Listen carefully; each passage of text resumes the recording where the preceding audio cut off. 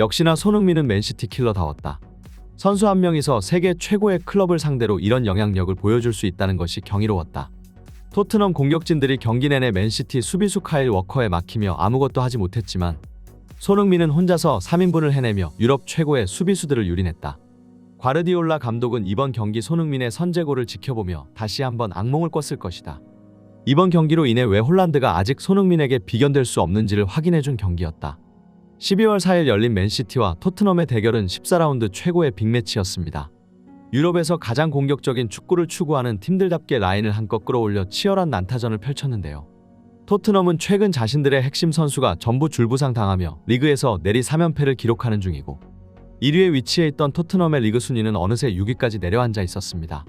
그렇기 때문에 유럽 최강팀인 맨시티의 홈경기장에서 치러지는 이 경기는 토트넘에게는 가능성이 희박해 보였는데요. 토트넘의 수비 라인은 말 그대로 완전 박살이 나 있는 상태이고 로메로는 물론이고 반더벤 그리고 메디슨까지 출전하지 못하며 사실상 손흥민 혼자서 이 경기를 이끌어야 했습니다. 전문 풀백인 에메르송과 벤 데이비스가 센터백에 들어간 것만 봐도 현재 토트넘 스쿼드의 심각성을 알 수 있었는데요. 토트넘 팬들은 마치 도살장에 끌려가는 닭처럼 사실상 이 경기를 자포자기하고 있었으나 전반전 모두의 예상을 깨고 토트넘이 선전하기 시작했습니다. 그리고 다시 한번 맨시티에게 악몽을 안겨다 준 건 바로 맨시티 킬러인 손흥민의 활약상이었는데요. 유럽에서 가장 공격적인 축구를 추구하는 과르디올라 감독의 전술 특성상 높게 끌어올린 라인으로 인해 생긴 뒷공간은 손흥민 입장에서 굉장히 먹음직스러운 것이었고 2016년도 과르디올라의 맨시티 부임 이후 8년간 손흥민은 계속해서 펩시티를 괴롭혀왔습니다.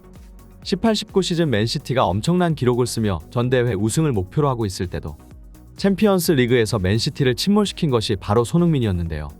그리고 이번 경기 또한 축구 전문가 그 누구도 토트넘의 우세를 점치지 않았지만 역시나 맨시티는 손흥민에게 있어 보약과도 같은 클럽이었습니다. 전반 5분경 맨시티는 코너킥 상황을 제대로 처리하지 못했고 토트넘은 전방에 있는 손흥민을 향해 길게 롱패스를 때려 넣었는데요. 이 공은 높게 떠올라 아무리 클래스 있는 선수라도 쉽게 잡아놓기 힘든 볼이었으나 손흥민은 완벽한 터치로 공을 잡아놓은 뒤 리그 최고의 스피드를 지니고 있는 맨시티의 제레미 도쿠를 속도 싸움에서 무력화시켜버렸습니다. 손흥민은 그대로 볼을 몰고 질주하여 상대 골키퍼와의 1대1 상황까지 만들었고 골키퍼를 눈앞에 둔 이상 손흥민이 이 기회를 놓칠 리는 없었는데요. 손흥민은 그대로 강력한 오른발 슈팅으로 깔아차며 선제골을 성공시켰고 과르디올라 감독은 이번 경기마저 손흥민에게 당해버리며 얼굴이 굳어버리고 말았습니다.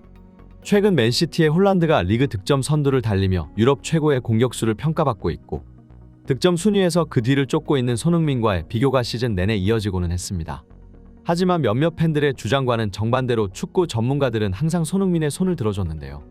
홀란드는 가장 많은 골을 기록하고는 있지만 그것은 어디까지나 맨시티의 엄청난 스쿼드를 지원받은 덕분이었고 유럽에서 가장 편한 환경에서 축구를 하고 있는 홀란드는 손흥민의 적수가 되지 못한다는 이야기였습니다.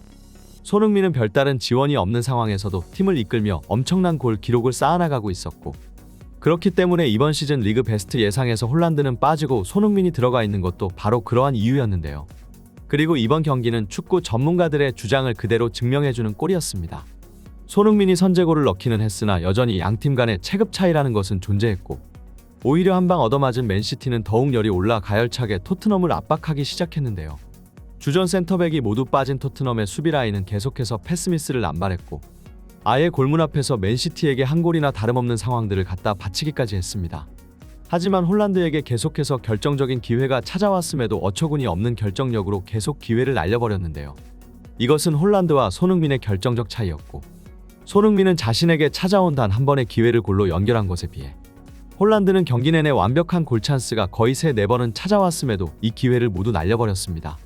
그렇기 때문에 세트피스 상황에서 손흥민이 자책골을 기록했음에도 비난이 전혀 들리지 않는 이유인데요. 토트넘의 세트피스 전략은 허술했고 손흥민의 자책골은 불운에 가까웠습니다. 그리고 그 후 토트넘이 맨시티에게 내준 연이은 추가골도 결국 한심한 수비진들 때문인데요. 손흥민은 최전방에서 영향력을 발휘하며 맨시티 수비진들을 위협했고 압도적인 스쿼드 차이에도 맨시티는 쉽게 앞서 나가지 못했습니다. 그리고 후반전 챔피언스 리그를 병행한 맨시티는 드디어 체력이 빠지기 시작했고 드디어 토트넘이 흐름을 잡기 시작했는데요. 동점골 또한 손흥민의 발끝에서 나왔습니다.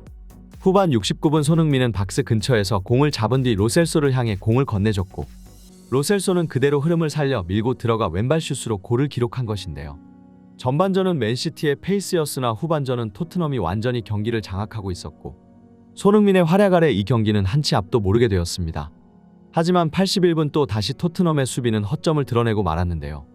중앙에서 어처구니 없는 실수로 공을 빼앗긴 토트넘은 결정적인 찬스를 가장 위험한 지역에서 맨시티에게 내줬고 그대로 박스 안에서 크로스를 받은 그릴리쉬가 재차 역전골을 기록했습니다.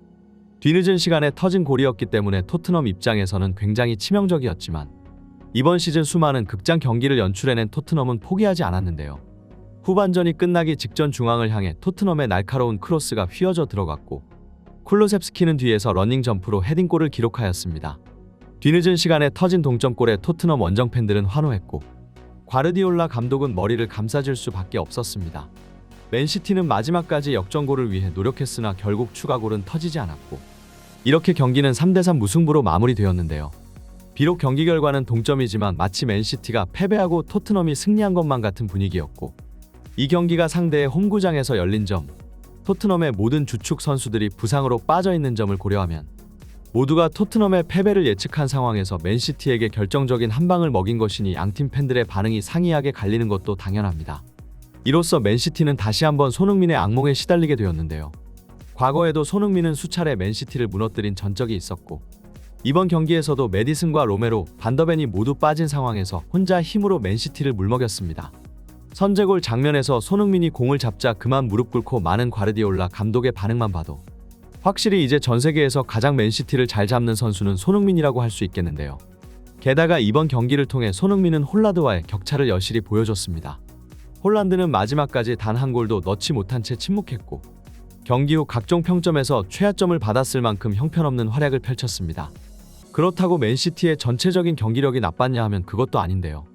맨시티는 기대 득점에서 무려 3골이 넘는 수치를 기록하였고 토트넘은 고작 0.5의 기대 득점값에 불과했습니다. 홀란드는 압도적으로 많은 기회를 가져가고도 결국 결정력을 살리지 못해 맨시티의 승리를 날려버린 것인데요. 손흥민이 이번 시즌 리그 최고의 선수로 평가받는 데는 이유가 있습니다. 이번 경기 토트넘이 승리하지 못했다면 리그 4연패라는 수렁에 빠지게 되었을 테고 토트넘은 기사회생하기 힘들었을 겁니다. 하지만 손흥민의 활약 덕에 연패를 끊어내고 맨시티 원정에서 소중한 승점을 챙겨가는 데 성공했는데요. 현재 토트넘과 1위 아스날과의 승점 차이는 6점이고 아직도 시즌이 한참 남았다는 것을 생각하면 토트넘의 노력 여하에 따라 얼마든지 따라잡을 수 있는 점수입니다. 이제 토트넘은 자신들의 홈에서 웨스트햄을 상대하게 되는데요. 이 경기에서 손흥민이 골을 기록한다면 리그 15경기 만에 득점 2자릿수를 넘기게 됩니다. 계속해서 손흥민의 연속골 페이스가 이어졌으면 좋겠네요. 이번 영상은 여기까지입니다. 지금까지 풋볼 랭킹이었습니다. 좋아요와 구독은 영상 제작에 큰 힘이 됩니다.